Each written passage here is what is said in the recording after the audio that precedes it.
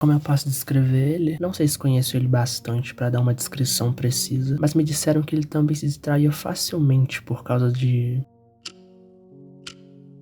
beleza. É da natureza humana tentar pegar o que não podemos ter. E ele não era exceção, mas ele não queria possuir a beleza, ele queria prová-la. Dizem que a vontade humana é poderosa. Nós fazemos o que for preciso para conseguir o que queremos, não importa quem ou que vai pagar o preço. Torturamos animais porque é mais conveniente do que dar conforto a eles antes de matá-los. Arrancamos flores pela raiz só para ter sua beleza passageira no conforto da nossa casa, antes que murchem de maneira patética. Tudo que os humanos querem é se sentir bem, sentir só prazer e felicidade desenfreada. Não importa quem precise se machucar para isso acontecer, inclusive nós mesmos. Quando eu era criança, ele me disse para nunca olhar fundo demais no espelho, que no momento em que eu fizesse contato visual com o reflexo e aceitasse que isso é o que eu sou, eu nunca mais ia conseguir ver algo diferente. E eu lembro de pensar que queria ser mais parecido com o papai.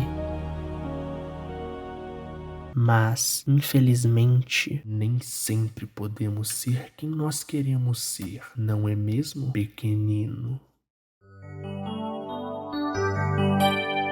Tobias tá andando sozinho em uma rua às 4 da manhã, até que ele para em uma casa e bate na porta. E é a casa do Rudy. Aí você pergunta, como é que ele sabe onde o Rudy mora? Simples, Luther. Tobias se desculpa por ter aparecido ali tão cedo, mas o Rudy fala que já tava acordado assistindo uns filmes aí. O Tobias diz que foi andando até a casa do Rudy pros dois irem pra escola juntos. Só que o Tobias chegou muito mais cedo do que devia, mas o Rudy fica incrédulo mesmo pelo Tobias ter andado por 2 horas até chegar ali. Ou seja, ele saiu da igreja umas 2 da manhã. E como ainda faltam 2 horas pra eles saírem, o Rudy convida o Tobias pra entrar. E o Tobias começa com um papo de que o Rudy devia ser amigo do Emílio, por eles terem muitas coisas em comum. Só que o Rudy começa a desconfiar que o Emílio fez alguma coisa com o Tobias e chama ele pra conversar sobre isso. Daí os dois sobem as escadas, só que o irmão do Rudy aparece do nada e assusta eles, e o Tobias cai e morre. Na real, o Rudy segura o Tobias e ameaça matar o irmão dele enquanto ele dorme. Essas coisas aí de irmão. Aliás, o nome dele é Adam, e ele chama o Rudy de puto. E começa uma discussão que obviamente acorda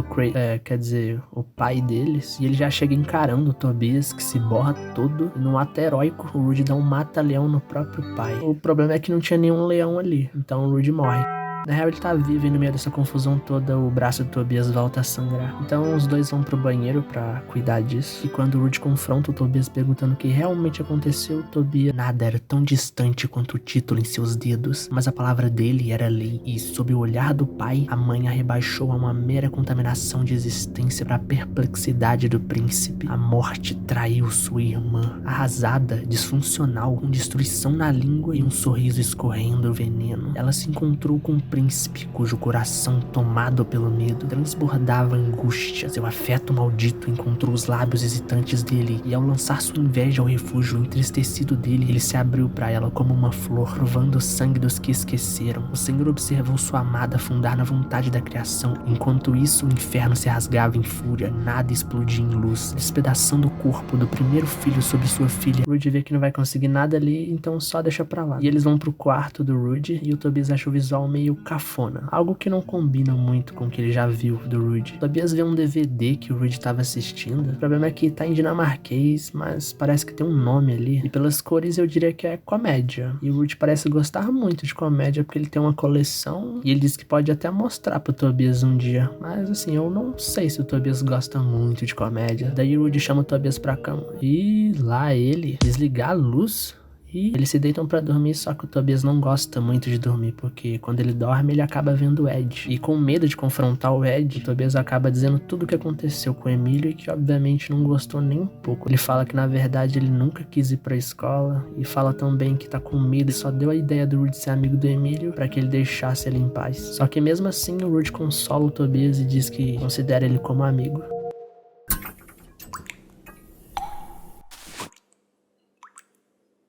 Merda, tá vazando. Isso é estranho e preocupante, mas eu não tenho tempo pra isso. Alguém precisa da minha atenção agora, mesmo que não mereça. Eu não iria se fosse você. Você não manda em mim. Você não precisa ver ele. Ele só vai te machucar. Eu já estive no seu lugar. Já passei por isso. Melhor escolher outro caminho. Não, eu preciso ir. Lembro de quando eu era jovem, cheio de vida como você. A gente pensa que com o tempo a dor vai ficar mais fraca, mais fácil de aguentar. Mas não. só piora. Que história triste. Talvez você devesse prestar atenção nisso, antes que acabe como eu. Mas eu tenho uma obrigação, você sabe disso, Tobias. Mas, no fim das contas, tanto faz, né? Vai doer de qualquer jeito, eu indo ou não, você sabe. A luz tá piscando. É minha deixa pra ir. Faz o que acho que tem que fazer. Mas você tem razão. Eu sei como é. E sei que seguir o destino da senhora não tem nada de divertido. Mas enfim, essa é sua mente. Eu só faço visitas. Boa sorte com o Ed. Você vai precisar, Tobias. Eu já nem sei o que é sorte. Eu não entendo o que tá acontecendo, mas sei que não devo questionar. Se eu questionar, só vai doer mais. Eu odeio esse lugar. Depois de atravessar a parede, essa menina que se chama Odette sai correndo chamando o pai, dizendo que um monstro voltou, só que o pai dela fica irritado e grita com ela dizendo que isso não existe. Mas ele pede desculpa e diz que só tá muito cansado pra conversar agora. A Odd entende e diz que realmente o pai dela fica chateado quando pensa na mãe dela. Parece que ela pode ver o Ed e tá tentando evitar isso. Ela tenta se convencer de que realmente deve ser só coisa da cabeça dela. Quando ela vai pro quarto, ela vê um presente de aniversário que o pai dela deixou ali na cama, atrasado, né? Porque o aniversário dela foi há uma semana atrás. Quando ela abre, ela vê que é um porta-retrato e a Odette começa a cortar uma foto da mãe dela, mas o pai dela chega e manda ela parar e... Por que se incomodar com isso? Por que se dar o trabalho de tentar algo afinal? Nada vai fazer ele ficar melhor, porque nada vai trazer ela de volta. Isso dói, né?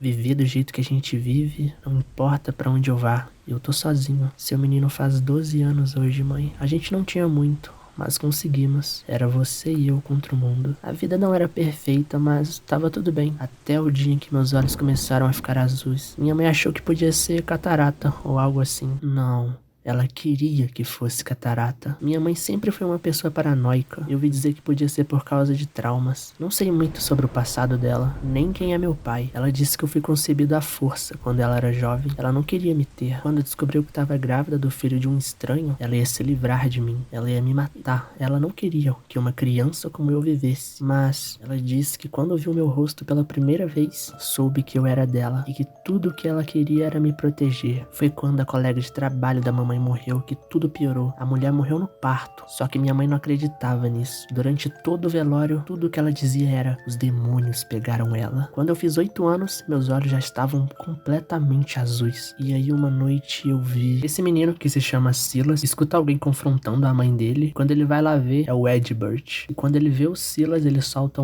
que olhos lindos, até lembram os meus. Ele também fala o nome dele todo, que sinceramente eu acho que eu não consigo nem pronunciar o primeiro nome. E alerta de loucura de novo, ele dá uma lambida no Silas e um empurrão na mãe dele, que rapidamente pega uma faca e chama o Ed de August Edward, e parece que o Ed não gosta nem um pouco desse nome. Voltando ao tempo presente, o Silas tá descendo de um ônibus enquanto diz que vai ver alguém que sabe o que aconteceu com a mãe dele, alguém que era paciente da mãe dele e que aparentemente ele pode confiar porque essa pessoa ajudou quando a mãe do Silas teve ele, e essa pessoa tá num centro de reabilitação de drogas e álcool. Tá, mas talvez ele só trabalhe lá. É o Luther.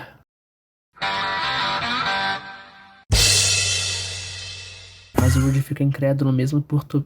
Escrevi Tobas. Sério que eu escrevi Tobas no roteiro?